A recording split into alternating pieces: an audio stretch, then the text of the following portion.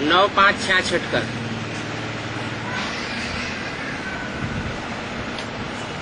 बात चल रही थी, बच्चे बाप की याद में बैठे हैं। यह श्रीमत अर्थात श्रेष्ठ मत मिली हुई है। याद की यात्रा बहुत मीठी है।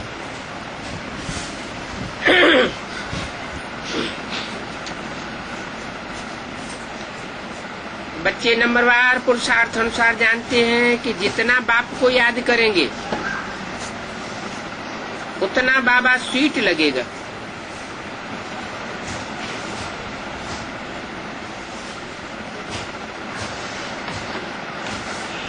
याद का बैलेंस बढ़ता जाएगा और बाबा की स्वीटनेस अनुभव होती जाएगी, क्योंकि सैक्रीन है ना। एक बाप ही प्यार करते हैं, बाकी तो दुनिया में सब मार देते हैं। क्यों? ऐसा किस लिए? क्योंकि बाप सुप्रीम सोल में देहभान नहीं है, और जो भी मनुष्य मात्र है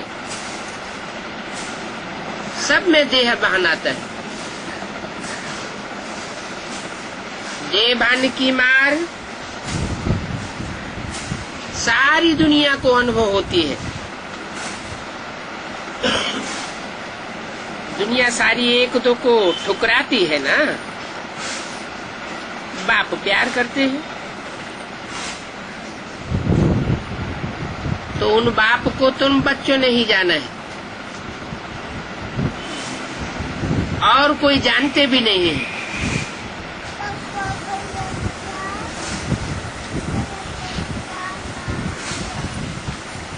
क्या? उन बाप को ब्रह्मा के तन में बैठा बोल रहा है और सुप्रीम सोल ही बोल रहा है। 66 की बात है, तो उनको क्यों कहा? इशारा दिया कि जो आने वाला भविष्य का पार्ट है वो बाप का पार्ट है।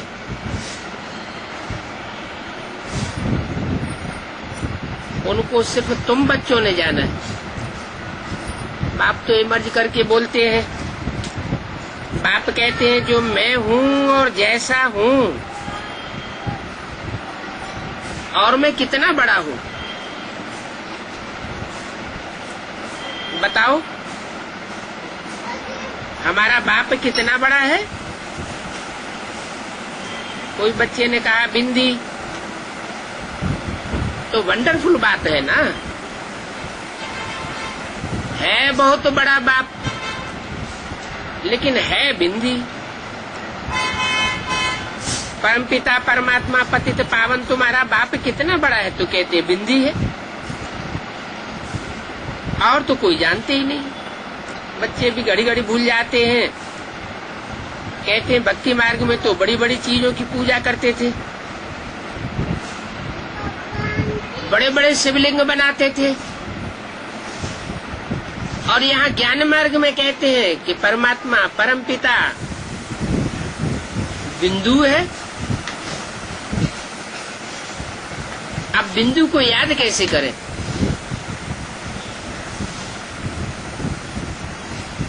बिंदु तो थोड़ी देर याद आता है फिर खिसक जाता है, टिकता नहीं। अरे बिंदी आत्मा होगी तो बिंदी को ही याद करेगी ना। बच्चे देवान में रहते हैं तो बिंदु बाप की याद नहीं आती। पहले आत्म की स्थिति पक्की करें। आत्म की स्थिति पक्की होगी तो बाप की याद आएगी।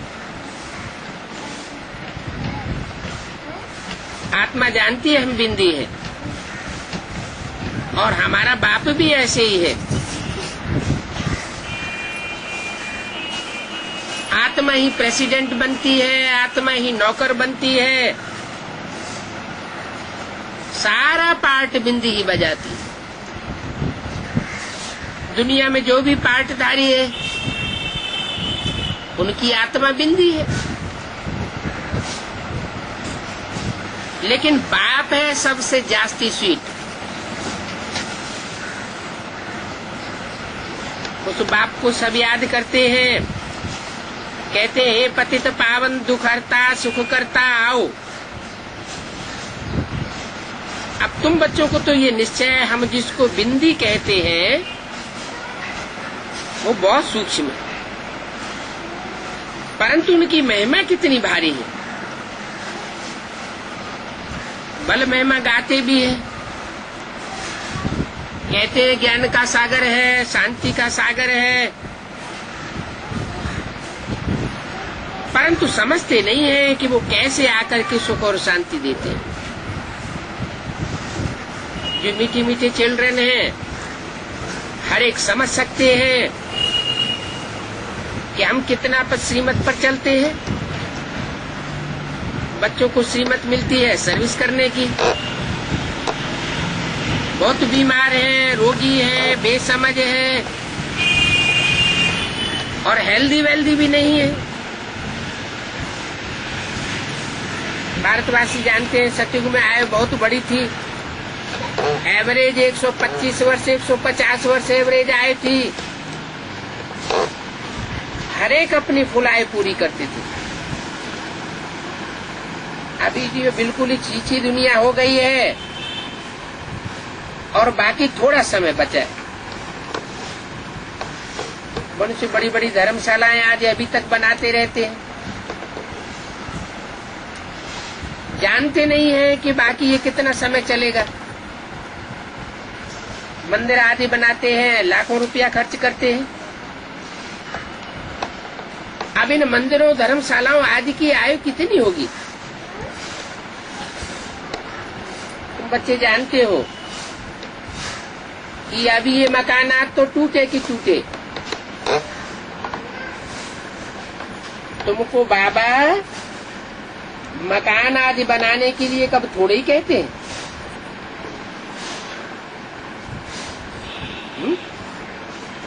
मकान आदि बनाने के लिए नहीं कहते, नहीं कहते हैं तो ब्रह्मा कुमारी विद्यालयों में ढेर के ढेर ये मकान कैसे बनते चले जा रहे हैं?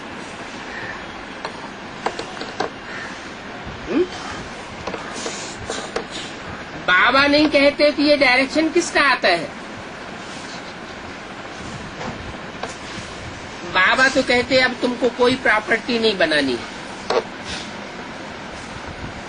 प्रॉपर्टी सब धूल में मिलने वाली है। अभी भी देखते हैं कि प्रॉपर्टी की कीमत कम होती जा रही है।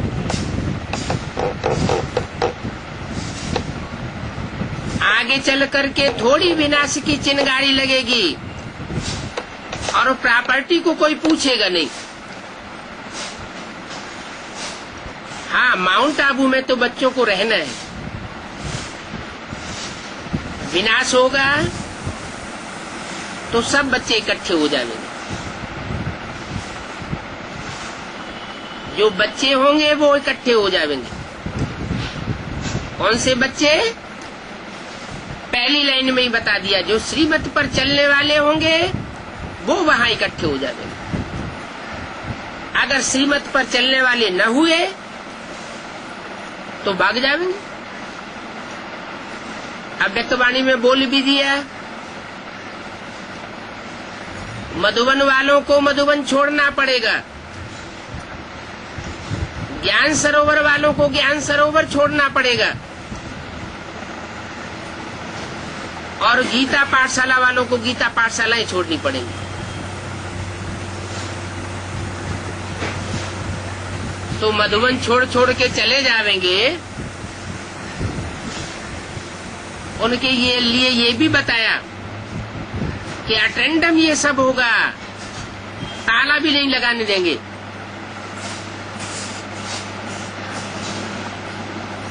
तो क्या मधुबन खाली हो जाएगा?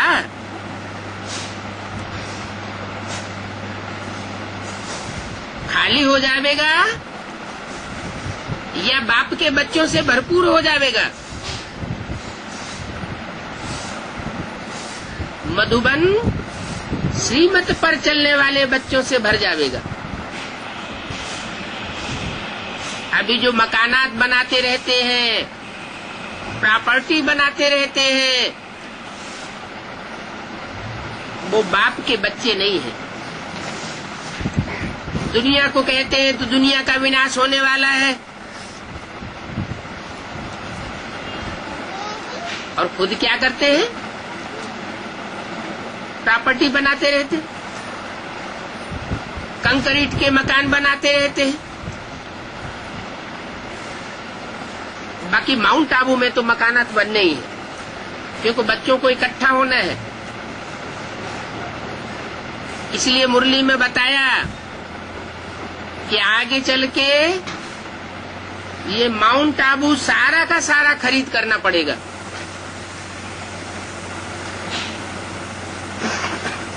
क्योंकि बहुत बच्चे आकर के इकट्ठे होंगे, तो वो बच्चे वही बच्चे होंगे जो श्रीमत पर चलने वाले होंगे। श्रीमत से सदगति और मनुष्य मत से दुर्गति। तो बाबा मकान आदि बनाने के लिए नहीं कहते हैं, तुम अपने ही घर में एक कमरे में हॉस्पिटल कम यूनिवर्सिटी बनाओ। माने जिस मकान में रहते हो, चाहे किराए का मकान है चाहे अपना मकान है, भले पुराना मकान है, उसी की थोड़ी रिपेयरिंग करके उसमें यूनिवर्सिटी कम हॉस्पिटल खोल सकते हो। तुमको मकान आदि कुछ बनाने, पैसा खर्च करने के लिए कब नहीं कहते।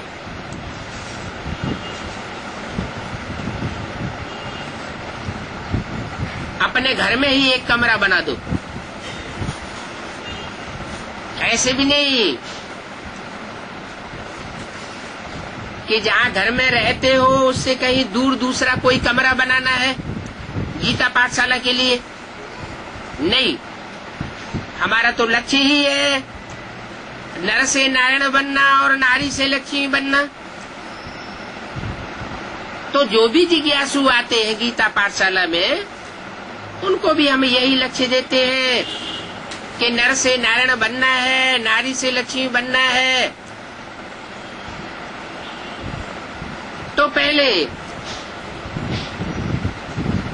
अपने घर का वातावरण लक्ष्मी नारायण जैसे मंदिर में जाते हैं, कितनी शांति मिलती है। तो मंदिर का वातावरण बनाना है। नर से नारायण बनने का पुरुषार्थ करना है। वाइब्रेशन मंदिर का बनाना है, और दूसरों को भी यही लक्ष्य देना है कि हम नर से नारायण बने। अलग से कमरे की कोई दरकार नहीं है, बिगर कोई खर्चा, हेल्थ वेल्थ हैप्पीनेस किचन के लिए लेना है। ये बाप की नॉलेज है, इसमें कौड़ी पाई का भी खर्चा नहीं है। गीता पाठशाला चलाने में कोई खर्चा है क्या? ये भी समझाया है। तुमको सुख बहुत मिलता है, इनको सुख बहुत मिलता है। जो बच्चे बाप की श्रीमत पर चलने वाले हैं, उनको सुख बहुत मिलता है, और श्रीमत की अवहेलना करते हैं, उतना ही सुख कम हो जाता है। तुम्हारे लिए है 3/4 हिस्सा सुख, और दूसरे धर्म में जो कन्वर्ट होते हैं या दूसरे धर्म की जो भी आत्माएं हैं, उनका आधा सुख है और आधा दुख है। ऐसे क्यों है? इसका कारण क्या है? क्योंकि दूसरे धर्म को फॉलो करने वाले जरूर दूसरे धर्म पिताओं की मत पर चल पड़ते हैं, देहधारी गुरुओं की मत पर चल पड़ते हैं।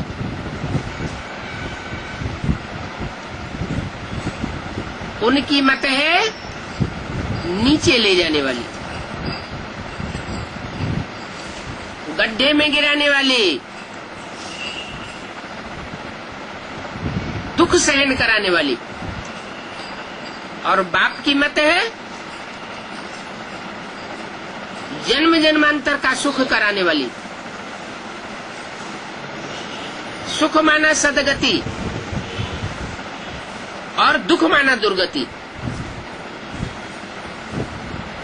इसलिए बाबा ने स्लोगन बनवाया कि घर घर में ये स्लोगन टंगा रहना चाहिए, श्रीमत से सदगति और मनुष्य मत से दुर्गति।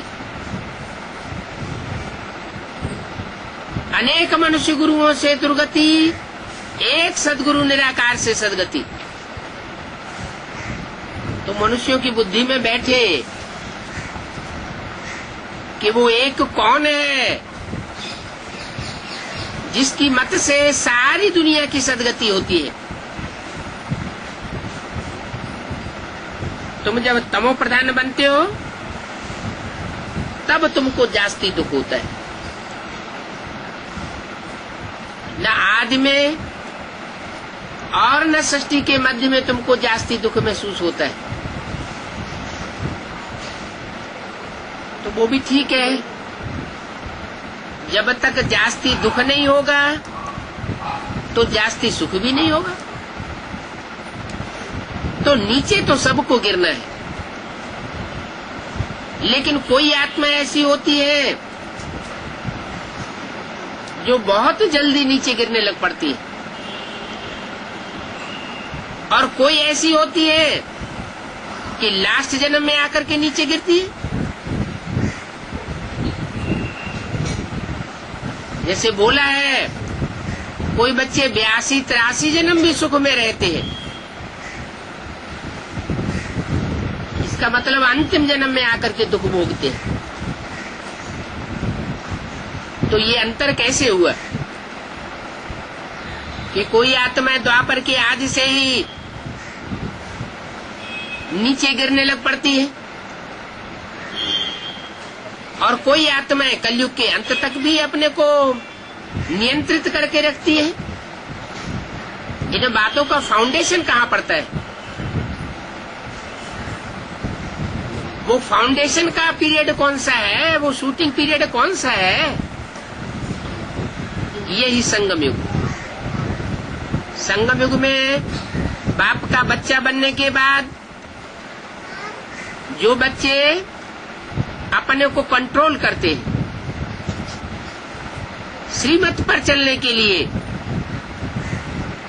वो बच्चे अपनी शक्ति को इकट्ठा करते रहते हैं, प्योरिटी की पावर से इकट्ठा करते हैं और बाप की याद से भी शक्ति क्षीण नहीं होने देते, क्योंकि बाप की याद शक्ति को बढ़ाती है, पवित्रता को बढ़ाती है। दोनों बातें अरस परस हैं। पवित्रता से योग बल में बढ़ोतरी होती है और योग बल से पवित्रता में बढ़ोतरी होती है।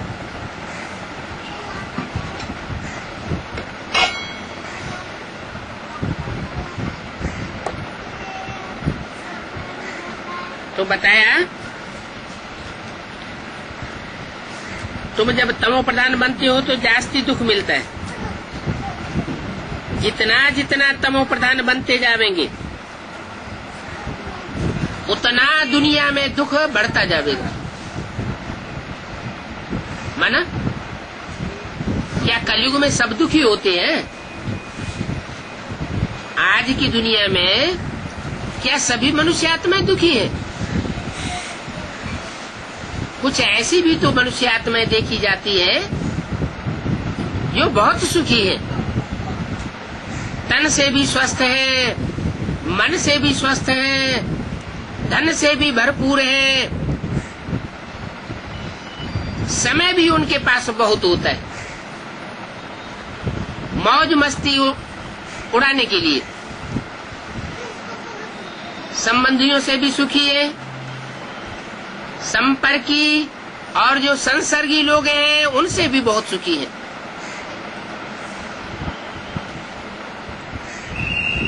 तो क्या कहे कि दुनिया तमो प्रधान हो गई,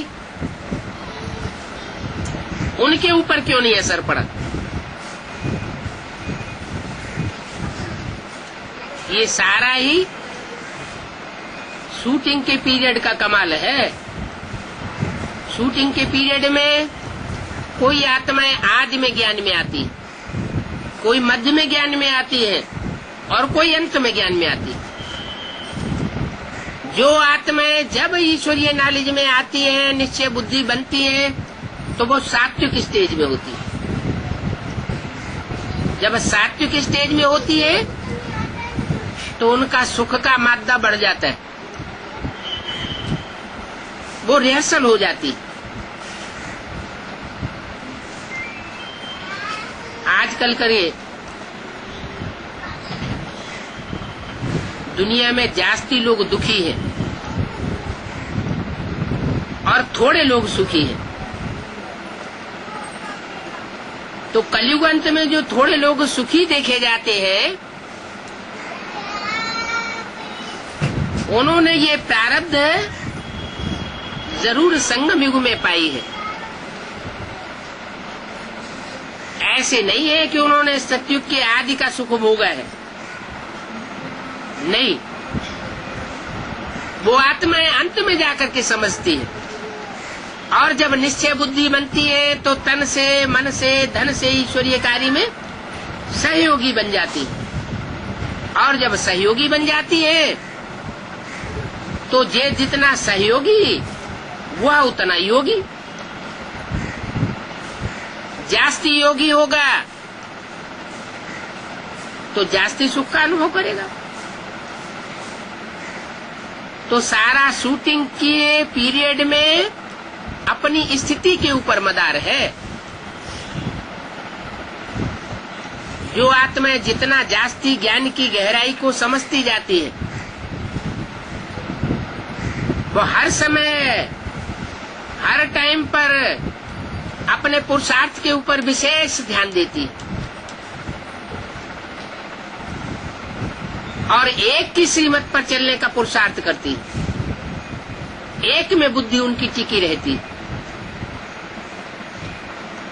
जितना जितना बुद्धि अनेकों में फंसती जाती है, प्रभावित होती जाती है, तो अनेक मत अर्थात रावण की मत, उससे दुर्गति होती है। रावण को इसीलिए 10 सिर दिखाए जाते हैं और राम को 1 सिर दिखाया जाता है। एक सिर का मतलब ही है एक मत। एक मत से सदगति और अनेक मत से दुर्गति। तो अनेक गुरुओं के चक्कर में न फंस के एक ही बार में पक्का निश्चय कर लिया जाए कि ये हमारा परमपिता परमात्मा है। हमको अंत तक एक का सहयोगी बनना है। तो जन्म जन्मांतर में एक बाप से प्राप्ति की हुई गति और सदगति का वर्षा लेते रहेंगे। लेकिन कुछ धर्म ऐसे हैं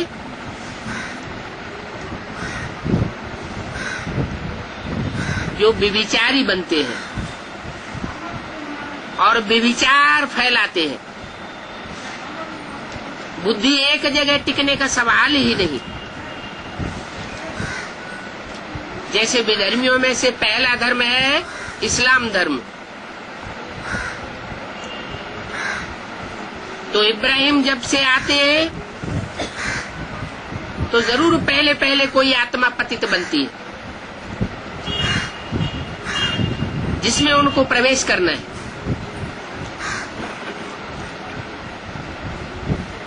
तो जो आत्मा पतित बनती है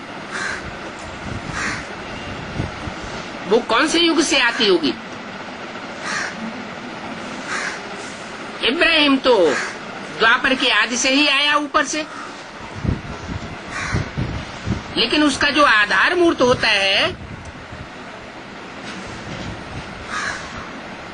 वो तो सतयुग त्रेता में जन्म लेता हुआ आता है ना। संगम युग में परमात्मा बाप उस आधार मूर्त आत्मा को पहले कलेक्ट करते हैं, देवी देवता सनातन धर्म में ले जाने के लिए।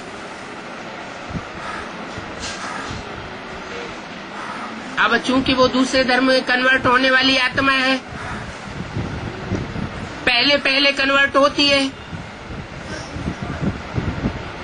तो पहले पहले कन्वर्ट होने के कारण वो जन्म जन्मांतर जास्ती विविचारी बनती जाती है। विविचारपने के संस्कार हैं, अनेक मतों पर चलने के संस्कार हैं, इसलिए वो तीव्रता से नीचे गिरती है। द्वापर युग शुरू हुआ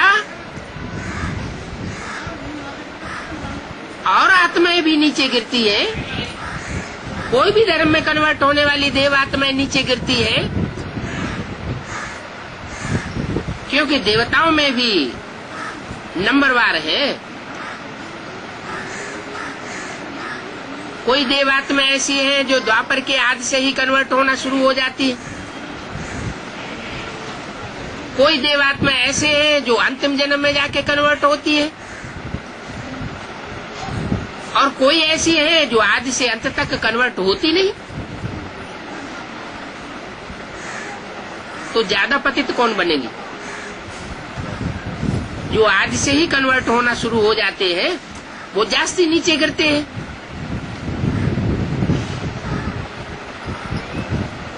तो विधर्मी और स्वधर्मी, उसमें भी तीसरा ग्रुप, या जिसे कहें पहला ग्रुप, जो आदि से अंत तक कभी कन्वर्ट नहीं होता, अपने धर्म के पक्के रहते हैं, वो सबसे जास्ती फायदे में रहते हैं।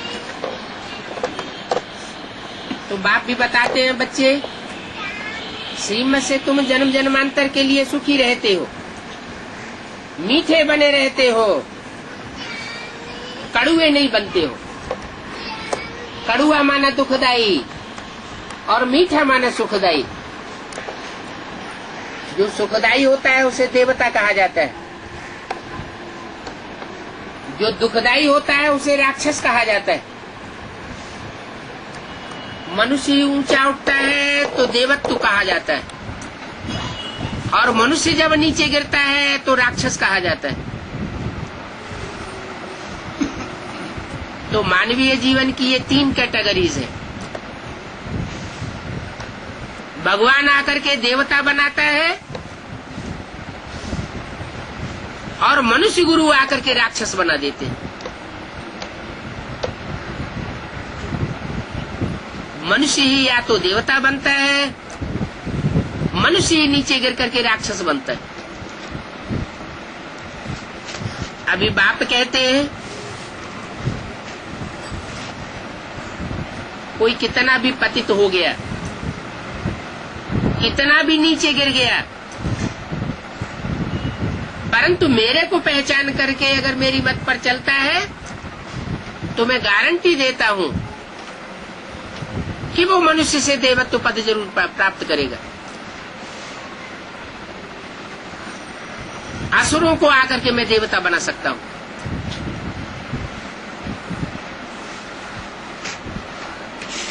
इस जन्मों के लिए हेल्थ, वेल्थ, हैप्पीनेस कंप्लीट देता हूं, और 21 जन्मों के आधार पर 63 जन्म द्वापर और कलयुग में भी प्राप्ति के संस्कार आत्मा में नुदे हुए होते हैं। सतयुग त्रेता में कोई पुरुषार्थ करने की दरकार नहीं होती, वहां तो प्रारब्ध का युग है। लेकिन द्वापर कलयुग में आत्मा में जो संस्कार होते हैं पुरुषार्थ करने के, वो संस्कार देखे जा सकते हैं। कोई कोई ऐसे भी पुरुषार्थी देखे गए हैं हिस्ट्री में कि एक ही जन्म में वह सिपाही से ऊंचे बढ़कर के सम्राट बनकर के बैठ गए। तो ये नीचे स्तर से बढ़कर के ऊंचे से ऊंचे स्तर तक पहुंचने का संस्कार आत्मा ने कहाँ धारण किया? संगम युग में आत्मा धारण करती। सारे ही संस्कार संगम युग में पड़ते हैं। कोई तो ऐसे हैं सन 36-37 से पुरुषार्थ कर रहे हैं और अब तक भी पुरुषार्थी है। उनसे पूछा जाता है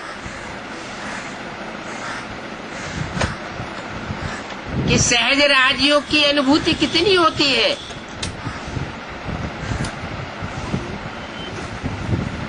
सहज है या कठिन है? तो कहते हैं बिंदी को कैसे याद करें? बिंदी की याद तो टिकती ही नहीं। तो कारण क्या हुआ? कोई के लिए सहज है और कोई के लिए कठिन है। ये संगम युग में संस्कार भरे जा रहे हैं। मुरली बोलती है कि ब्रह्मा को याद नहीं करना है। ब्रह्मा को याद करेंगे तो पतित बन जाएंगे। इनका चित्र भी नहीं रखना है। समझाने के लिए तो त्रिमूर्ति में ब्रह्मा का चित्र दिया ही हुआ है। अलग से ब्रह्मा का चित्र रखने की कोई दरकार नहीं। लेकिन जो मुरली के डायरेक्शन पर नहीं चलने वाले हैं, उनका लगाव लगा हुआ है ब्रह्मा के चेहरे से, ब्रह्मा के शरीर से, क्योंकि उस चोले से उन्होंने सुख लिया है। तो वो सुख याद आता है।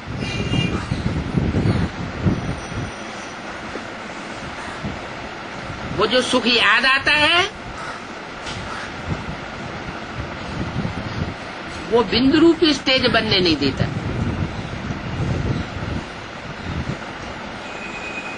मुरली में डायरेक्शन बाबा ने दिया है तो जरूर उसमें कोई विशेष बात है, रहस्य की, कि ब्रह्मा को याद करने से घाटा क्यों आता है। उसका तो नाम ही है ब्रह्म माँ, बड़ी माँ। जो भी फीमेल चोले हैं या जो भी फीमेल पार्टधारी हैं, उन पार्टधारियों में सबसे जास्ती फीमेल तत्व का पार्ट बजाने वाली।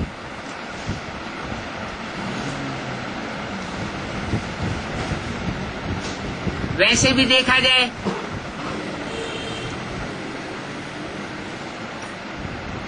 तो आज की दुनिया में माताएं सबसे जास्ती दुख सहन करती हैं।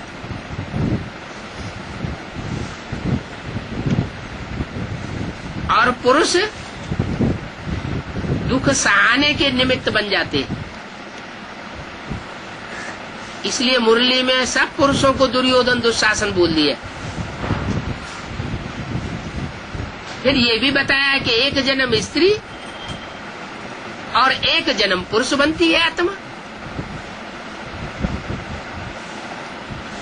तो कोई ये पक्का नहीं है कि जो आत्मा अभी पुरुष है, दुर्योधन दुशासन है, वो हर जन्म में दुर्योधन दुशासन रहेगी। स्त्री चोला धारण करती है तो सहन करना पड़ता है, क्योंकि तन से, मन से, धन से, समय और संपर्क संबंधियों से कमजोरी का अनुभव करती है। पुरुष प्रबल होता है, स्त्री अबला और निर्बल होती है। ये चोले का प्रभाव होता है।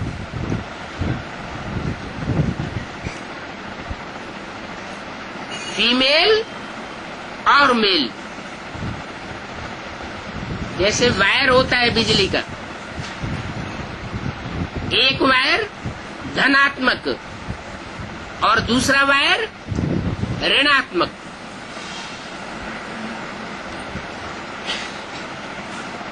तो धनात्मक उसके संसर्ग संपर्क में जास्ती आवेंगे तो बिजली कौंध जावेगी, और ऋणात्मक के संसर्ग संपर्क में आवेंगे तो शक्ति क्षीण होगी।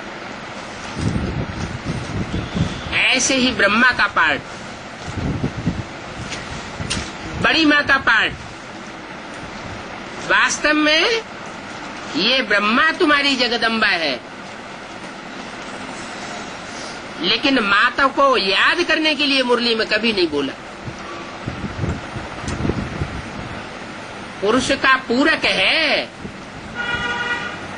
प्रकृति। प्रकृति माता है, क्योंकि पिता की पूरक है, परंतु याद करने के लिए नहीं बोला, क्योंकि प्रकृति है जड़त्वमयी। जैसे को याद करेंगे वैसी ही आत्मा बनेगी। जड़त्व को याद करेंगे तो हमारी आत्मा भी जड़त्वमयी बन जाएगी।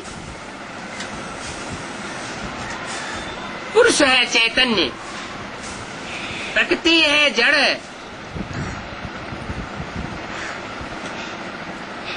जड़ और चेतन दोनों के मिलाप से ये सृष्टि चलती है।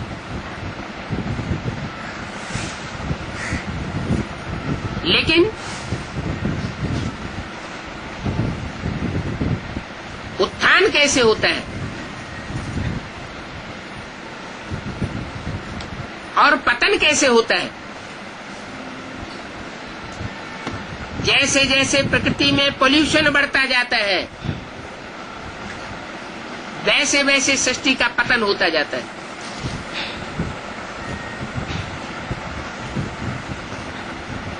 पुरुष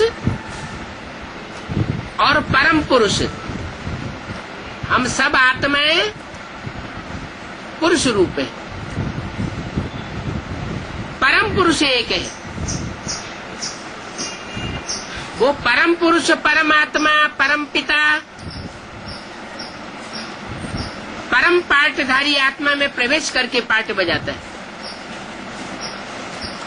वो धनात्मक शक्ति है। उसको जितना ही बुद्धि से जास्ती याद करेंगे, हमारे में पावर बढ़ती जाएगी।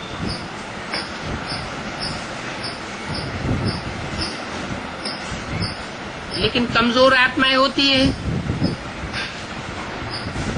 जो दूसरे धर्म में कन्वर्ट होने वाली आत्माएं होती है, आसुरी गुण धर्म को धारण करने वाली आत्माएं होती है,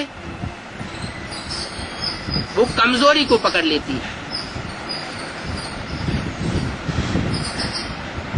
जो बाप के बच्चे हैं, सूर्यवंशी और चंद्रवंशी,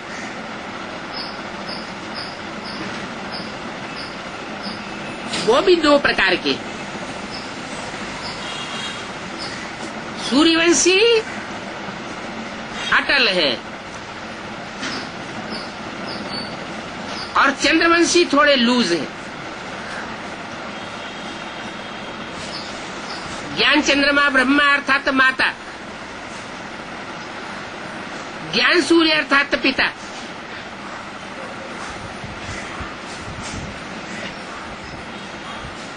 बच्चों के सामने माँ ममत्व के कारण मजबूर हो जाती। बाप मजबूर नहीं होता और बच्चे उसका जो बच्चे आसुरी प्रकृति वाले होते हैं वो माता की लूजनेस का गलत फायदा उठा लेते हैं, खासकर तब जब बाप मौजूद नहीं होता। यज्ञ के आदि में ही बाप का पार्ट बजाने वाली, ज्ञान का बीजारोपण करने वाली आत्मा तो चली गई,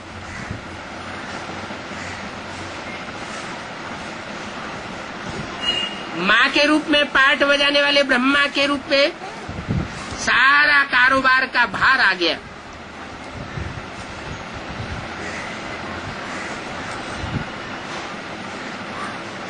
बुद्धि प्रकृतिमयी जड़मयी थी, बच्चा बुद्धि थी, क्योंकि पहली रचना है, पहली रचना के टाइटलधारी है।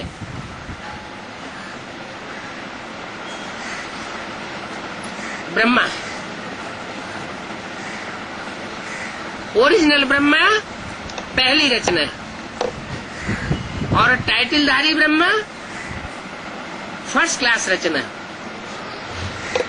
क्योंकि कृष्ण के रूप में नई सृष्टि में जन्म लेने वाली आत्मा है। तो जो रचना होती है वो रचयिता के मुकाबले पावरफुल नहीं होती।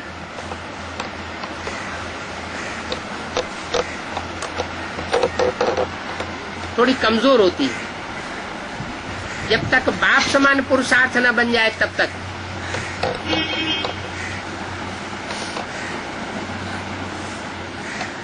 वो ब्रह्मा की सोल ने जो 68 तक पुरुषार्थ किया,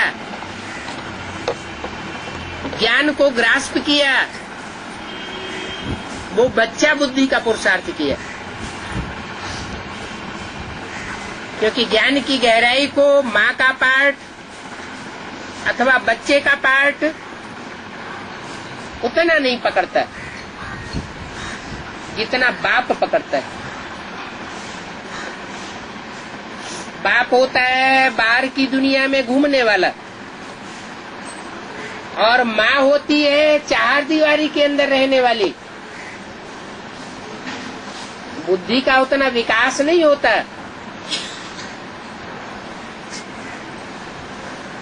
इसलिए ब्रह्मा ने जो पुरुषार्थ किया वो बच्चा बुद्धि का पुरुषार्थ हुआ।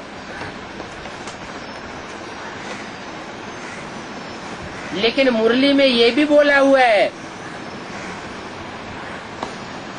कि मेरा सबसे सिकीलदा बच्चा, बढ़िया बच्चा है ब्रह्मा। तो जो सिकीलदा बच्चा है वो भले शरीर छोड़ देता है, लेकिन शरीर छोड़ने के बावजूद भी उसे दात मिलती है विशेष आत्मा में प्रवेश करके संग का रंग लेने की। वो विशेष पाठधारी आत्मा जगत पिता है, राम वाली आत्मा। उसमें जब प्रवेश करता है तो संग के रंग से स्वतः ही उसकी बीज रूपी स्टेज बन जाती है। जिस ब्रह्मा के लिए कह दिया कि इस ब्रह्मा को याद नहीं करना है, क्यों कह दिया? क्योंकि माँ साकारी होती है, माँ निराकार नहीं होती। जितनी साकारी चीज उतनी कम पावरफुल, देवान वाली होती है, और जितनी निराकारी उतनी ज्यादा पावरफुल। तो ब्रह्मा जो 68 में 69 में चोला छोड़ने के बाद साकार शरीर से तो मुक्त हो जाता है, लेकिन सूक्ष्म शरीर में बंध जाता है। वो सूक्ष्म शरीरधारी आत्मा भी जब राम के चोले में प्रवेश करती है तो बीज रूप स्टेज धारण कर लेती है। और वो जितनी पावरफुल बनती है उतनी पावर 500 करोड़ मनुष्य आत्माओं में से और कोई भी नहीं धारण कर पाती।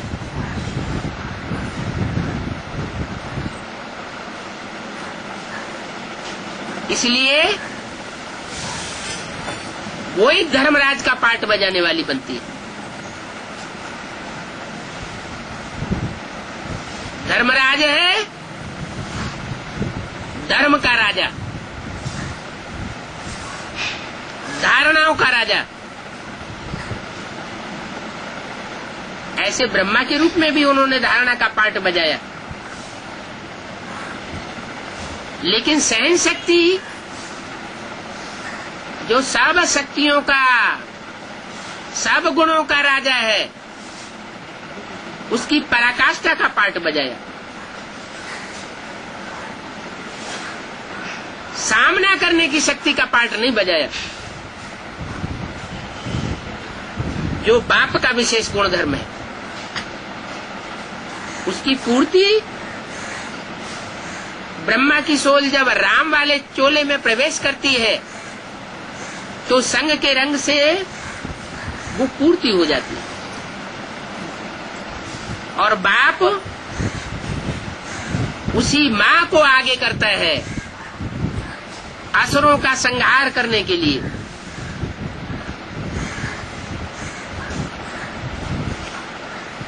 क्योंकि ब्राह्मणों की दुनिया में आसुरी गुणों को धारण करने वाले ब्राह्मणों ने उस मां को ही दुख दिया था, बाप को दुख नहीं दिया। और बाप दुख लेता भी नहीं।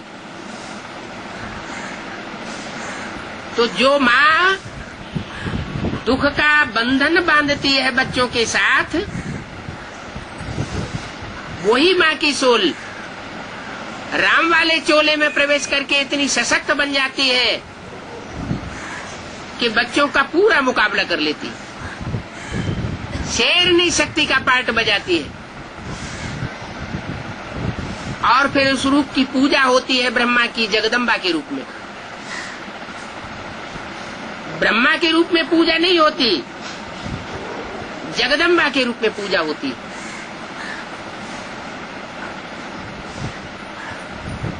असुरों और आसुरी शक्तियों का दमन ही नहीं करती,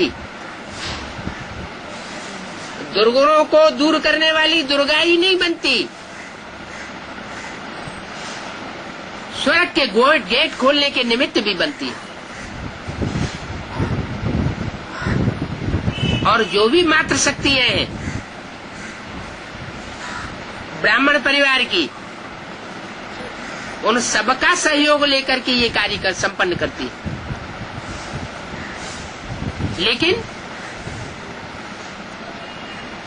लेकिन क्या? लेकिन ये कार्य भी तब तक संपन्न नहीं कर सकती जब तक एक की मत पर चलने वाली न बने।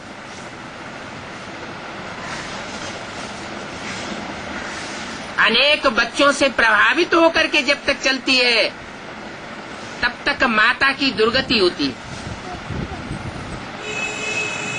और एक बाप की मत पर जब चलती है तो सदगति को पाती है। उस एक के सदगति पाने से सारी दैवी सृष्टि, मनुष्य सृष्टि सुखी हो जाती है।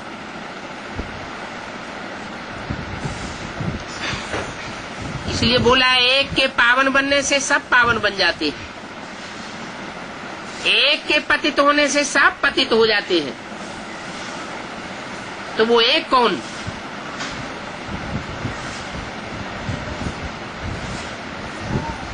जिसके ऊपर सारा मदार है, सारे ब्राह्मण परिवार का मदार है, सारी दैवी सृष्टि का मदार है। और 500 करोड़ की सृष्टि का मदार है।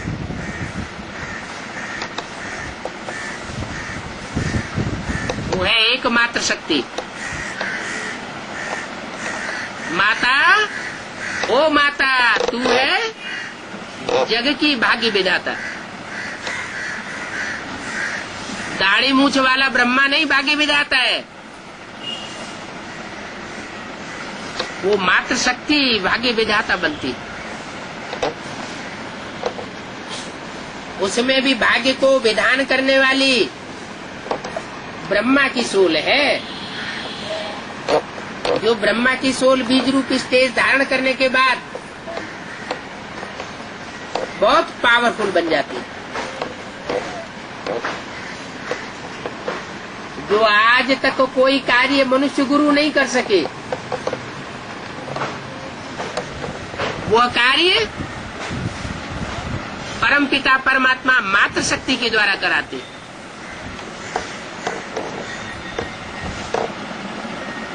तो ये बात साबित हो जाती है कि श्रीमत पर चलने वाले बच्चे प्राप्ति करते हैं और प्राप्तियां कराने के निमित्त बनते हैं। शिक्षा खुद भी लेते हैं और दूसरों को शिक्षा दिलाने के निमित्त बनते हैं। नहीं तो सारी दुनिया अनेकों मनुष्य गुरुओं के चक्कर में फंसी हुई है। न एक को पहचानती है, न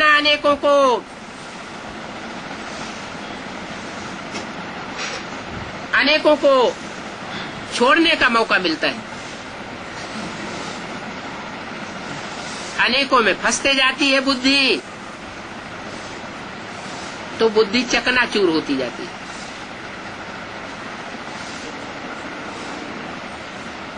एक में सारी पावर भरी हुई है, लेकिन उस एक को पहचानना बहुत जरूरी है। ये पहचान में भी गड़बड़ हो जाता है। इसलिए बाप कहते हैं, मैं जो हूं, जैसा हूं, जैसे रूप में पाठ बजाए रहा हूं, साथ में रहने वाले भी मेरे को नहीं जान पाते। बोलते हैं कोई विरले जानते हैं, विरले जानते हैं, लेकिन साथ में रहने वाले नहीं जानते हैं। ऐसे नहीं कि सब नहीं जानते, कोई कोई ऐसे हैं जो साथ में भी रहते हैं लेकिन फिर भी नहीं पहचान पाते। क्योंकि साथ में रहते हुए भी अगर कोई दूसरों की मत पर चलता रहे, देखने में ये आता है कि सरेंडर है, कंधे पे चढ़ा हुआ है, लेकिन मन बुद्धि से दूसरों को फॉलो करता है। भले मधुवन में रहा पड़ा है, लेकिन मन बुद्धि बाहर की ओर भागती है, तो पावरफुल बनेगा या कमजोर बनेगा? कमजोर ही होता जाएगा। तो यही बात है। कोई जरूरी नहीं है कि जो साथ रहने वाले हैं वो बाप को पूरा जानते हैं, इसलिए साथ रहते हैं।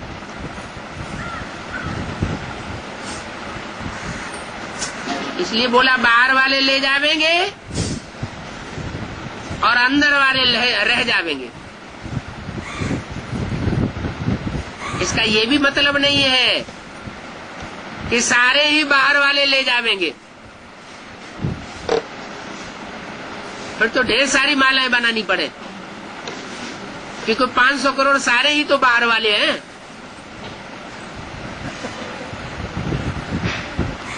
और ये भी मतलब नहीं है कि अंदर वाले सारे ही रह जावेंगे। अंदर वालों में भी कोई पहचानने वाले हैं। अगर अंदर वालों में पहचानने वाले न हो तो धर्मराज की सजाएं जो बिल्कुल नहीं खाते,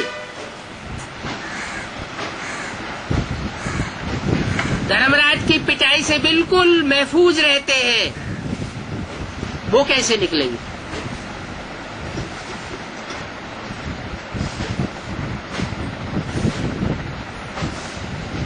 तो अंदर वाले सब नहीं रह जाएंगे। हाँ, कोई कोई हैं, होंगे जो अंदर में हैं, सरेंडर हुए पड़े हैं, फिर भी प्राप्ति करने से वंचित रह जावे। कारण क्या है कि एक को पहचाना नहीं, अनेकों में बुद्धि को फंसाया, अनेकों से प्रभावित होते रहे, तो प्रभावित होने के कारण प्रजा बनने की शूटिंग करते रहते।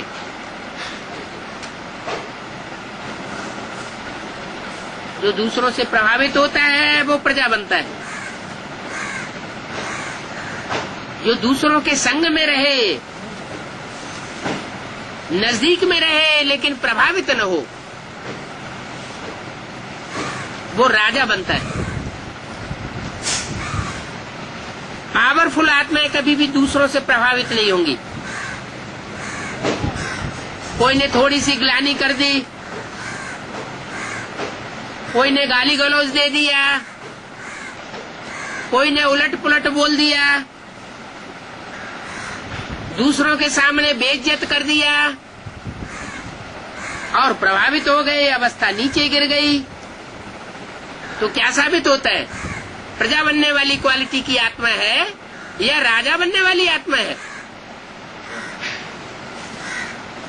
हैं? क्या कहेंगे? प्रजा वाली आत्मा हुई। राजा कभी दूसरों से प्रभावित नहीं होता।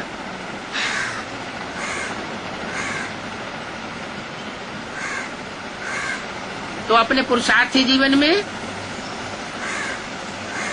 ये विशेष ध्यान रखने की बात है। कहीं हम दूसरे की ग्लानि से प्रभावित तो नहीं हो जाते।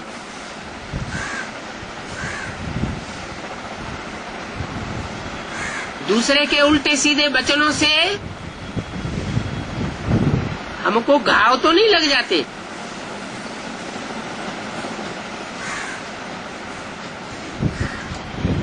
मान अपमान में समान रहना,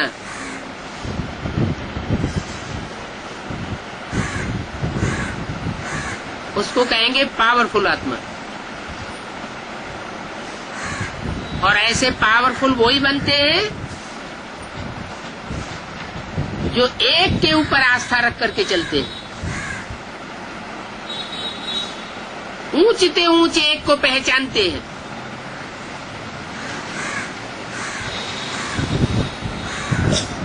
वो ऊंचते ऊंच भी बड़ा रमतू रमजबाज है।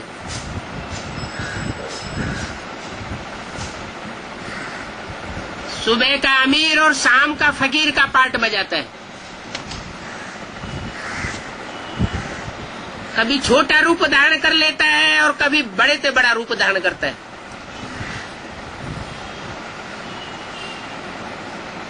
कभी श्याम ते श्याम पार्ट बजाता है, कभी गोरे ते गोरा पार्ट बजाता है।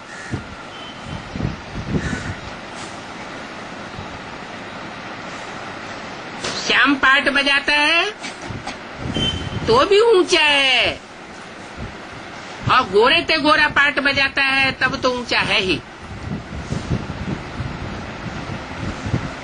इसमें गुह्य राज भरा हुआ है। इस गुह्यता को पहचानना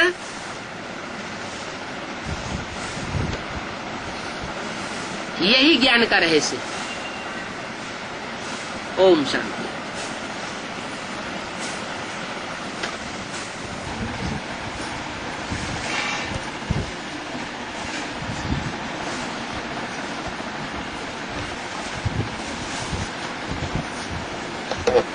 और आजकल विशाखापट्टनम में कोई सर्विस का रिजल्ट नहीं आ रहा है।